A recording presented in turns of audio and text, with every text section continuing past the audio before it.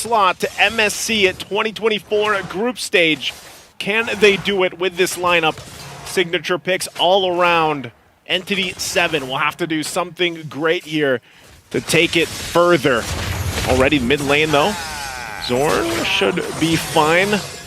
This is one of the interesting things with the Cho currently too. Gets a little bit of extra damage on those basic attacks. 180% rather. Look at him just battling out with Erwin. The passive just constantly being up. Now Erwin might be forced to flicker, and he does. Oh, man. Udil walks up or dashes up, deal that damage to force the flicker out, and Marquinhos even is taking a bit of punishment. Now Supat, oh, 3 swings of that hammer. Oh, in the mid lane, Chan forced the flicker too. They're burning flickers very early on. 2 flickers down already for ENTITY7, and this is what I was saying with the Cho pick, man. Concussive Blast with that new passive there from Cho, actually pumping out 180% plus damage on that basic attack, man. It's surprising how much damage he can actually do, and that's what they're feeling right now. Already Chibi level 4. He's going to be kind of pushed out of the jungle here, but he wants that. Goes and pops the Tempest of Blades. Ooh. Goes in for the Defiant Blades as well. Just needs one more and goes out with a Finch Poise. Chibi claims another first blood. How many first bloods has he taken now? That's just crazy, man. I mean, the fact that he was 1v2, wanted to get that little XP camp, gets it, and then gets a kill under the tier 2 tower versus 2 members. That is the power right now of Ling, and I'm sure, like I said, a lot of people out there for the Assassins are rejoicing. Chan doesn't have the flicker here, so gonna have to be a little bit careful. We'll heal back up, and now with this turtle now spawning, and a little lead for Homeboys to work around with. Zorn, go ahead and do what Zorn does best. Taking the attention here of ENTITY7 and just showing face, but it looks like everybody rotating except for the gold laners for this turtle. Udil holding on to that Primal Wrath himself. And ENTITY7 still waiting, you know, on this level 4 for Erwin. Doesn't have the wild charge available. They might just call this one off. It does seem like they have no ways to actually enter around the turtle, and Chibi will be able to pick this up for free. Does use the Retribution still up top, by the way. In this lane, it's Nets who's actually winning it out in the trades. Yep, it's Bruno's just that pick. I mean, Bruno is still a good quality pick in the sense that he also just destroys turrets pretty quickly. And, you know, his ultimate isn't amazing or anything, but the amount of just damage that he has. Let's take a look at the. We need a Zorn cam or a Zorn We need a TP here. counter, bro. Yeah, we need a counter here. But going back to it, Bruno, great solid pick, especially once you get a couple items locked in. And once again, go ahead and grab the MSC pass for you guys here in game. Oh, that's a flicker into the way of the dragon, right into the Defiant Blades, and the Tempest of Blades is used up, but it's still going to be the brilliance from Chan as Chibi picks up some of the blades on the floor, gets out with the Finch Poise. And it doesn't seem like anyone's going to be dying there in that skirmish. Both teams disengaging, resetting again. Okay, let's take a look at the items. You can already see the Blade of Hephaestus locked in once again for Fury. Saw him do this earlier. The damage will come online already. Look at him going 1v1 with Nets, but look at already up top. Ooh. I'm not sure if they're going to commit on this. But one thing, too, for Hide on Bush, I'm looking to see when he's able to actually pump out and get the damage out on some of these targets. Again, the Karina is not a pick you see often right now in competitive play. It could make it work. They just, I think they just really want to farm up as much as possible. Cause there for Nets now, too, to deal with that bombardment range advantage that the Clint will have, so he can heal back up. But still, top side.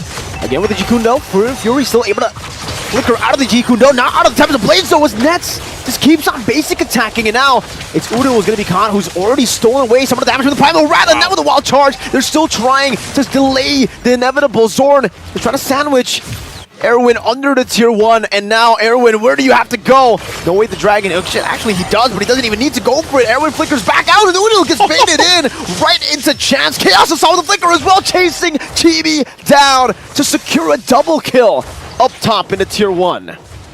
Great play, great response. Chan as well. This is what happened to them in the previous game when he was on the Eve, right?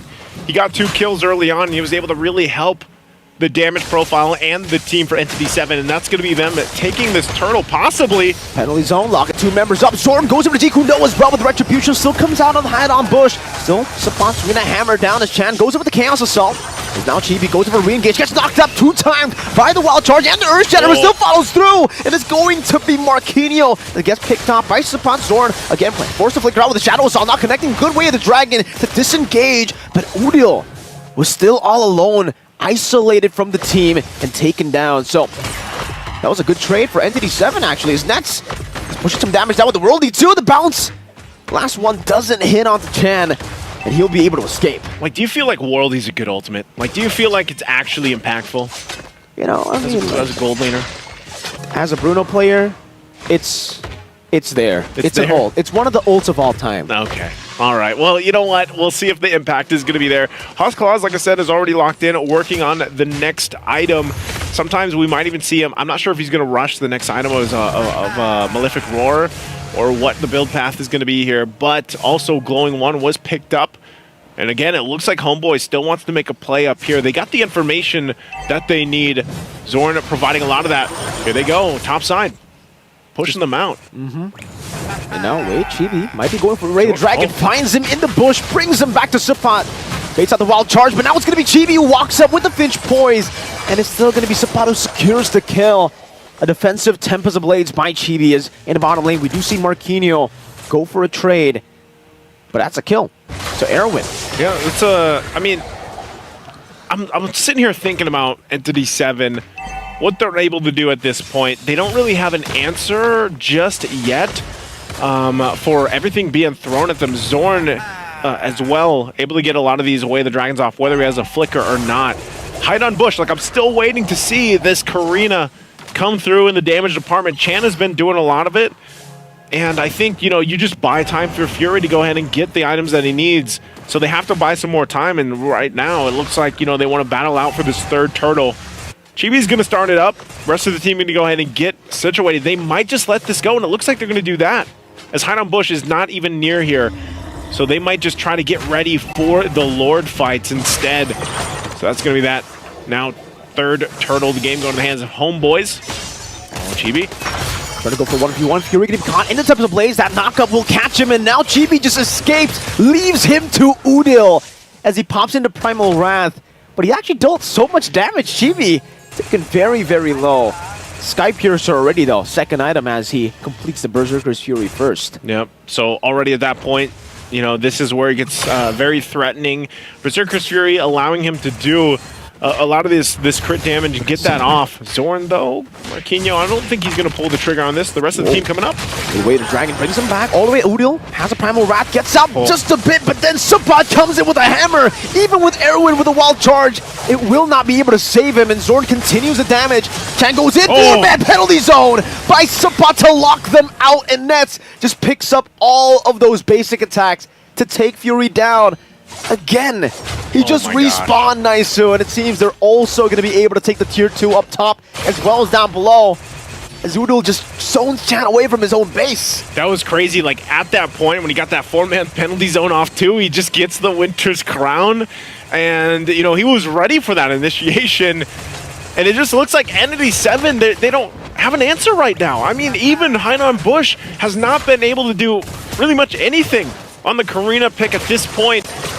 And it looks like they're just going to go ahead and have to turtle up in their base on the defensive and hope that there's enough time to build up here. Because even if they get some type of set, who are they going to set up? Looking at the replay here again, you're going to see it. The hammers come down. The penalty zone is about to be dropped. Boom. Even using that Winter's Crown. Boom. Gets multiple members. They follow on through. Winter's Crown, by the way. Yeah, that's what I was mentioning. He got the Winter's Crown just to pop the freeze, you know? Was that more just like freestyle? It didn't look like he needed it. It did. I feel like he didn't need it, but he was prepped and he readied it, right? So, like, interesting, because Sapat, he even just has an Athena shield, so he's like, my job is literally just to jump in penalty zone. That's it. He doesn't even have any, like, usually you see a Fury Hammer, right? Like, at least a Fury Hammer. He has nothing. He knows that he's just playing the enabler role here in game number 4. Udil picks up. Chibi Retri did, but you know, Udil picked it up. Retri got Udil. You know, they're having a battle amongst themselves, I guess, you know?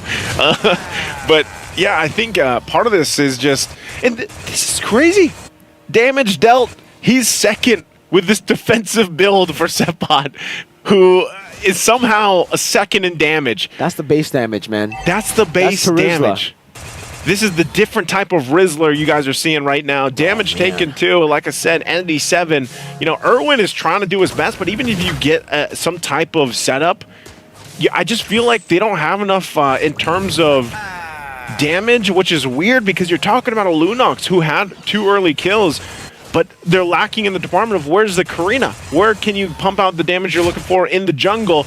But they're going to find themselves on the defense. Nice Guardian's Bear. Shields are going to pop though. So, man, the Holy Defense was already baited down in the mid lane and the bottom lane as well now. And that Cannon just goes towards the base turret. They're going to be able to take that away. Penalty zone by Stefan. Only on to 1. The Winter Crown saves him for a bit as Marquinhos pops in Primal right in the back line. What happened to GB, who dove in way too deep, gets picked off, and now it's Stefan and GB taken out. Now a full re-engage coming in from Chan as he pops in the Brilliance, flickers forward. 3 members down, traded in for a base turret in the mid lane. Hey, that's Entity7 answering the question. I was like, where is the Karina? I don't know, Hideout Bush got a kill there, but it could have been actually more devastating. He's already got that Feather of Heaven and Starlium Scythe. Looks like he's going to Holy Crystal next, so maybe this is the makings of a turnaround for Entity7 in this game. They still have, you know, 4,000 gold deficit to work against, but they're going to be able to get some space now on the map, which is good for them. But look at Zorn. Again into the back line with the way the Dragon finds Fury out of all of them! Kicks him back right into TB as he picks up the Sky Piercer, execute, and now it's Erwin next in the chopping block. Say goodbye to him as he picks up a double. Turn around again, and it seems for Zorn. He's walking up, all that effort just to recall in the faces of Entity7. Oh man, they're doing it again, and you know, just when you think like, okay, Entity7 able to get something out of that, then they get just executed. Also a Blade of Despair now, BOD locked in for Chibi. They're going to need those immortalities for Entity7. No Lord available just yet, you know, 30 seconds away or so, but it looks like they're going to work on this bottom turret as Nets knocks it down. This is what Bruno's really good at too, just decimating these turrets, getting them down quickly. But with that, Homeboys will probably just be the discipline route, wait for this Lord to spawn up. For Entity7, I'm wondering if they are able to actually somehow contest, or if the game plan is just going to be, you know what, let's defend in the base. We were able to do it previously. Chan hasn't died yet, playing really well with the Brilliances that's available with this Lunox. Does just pick up the Wishing Lantern, so maybe the plan for Entity7 is really to find a pickoff if they can. It looks like they are venturing outside of the base. They might even look for Udil here, unless, look at this, look at Zorn. Zorn in the mid, conceal. Uday leads it out. He's able to cancel out that. Winter Crown as well. Baited out. Now it's going to be the re-engage. Coming into the back line with the Brilliance popped in. Penalty zone to lock Fury, and he's all isolated. Erwin flickers forward, gets the wild charge away, and a Dragon as well to bring Hideout Bush right into Udil. Chan gets a few of the kills. Chibi now with the Finch Boy trying to go for maybe, possibly another Maniac. Chibi going to be forced to respect that damage. Nets dashing forward, sliding tackle right into Chan, but he does have that Brilliance to escape once again. Homeboys very low. Marquinhos goes over to Earth Shatter, but Chan doesn't have the Chaos Assault, not anymore. He has Onward, goes in. Marquinhos decimated here, and Chan's gonna be next in the chopping block as Ness jumps in all the way, picks up a few of those turret shots, and finally Chibi shuts him down.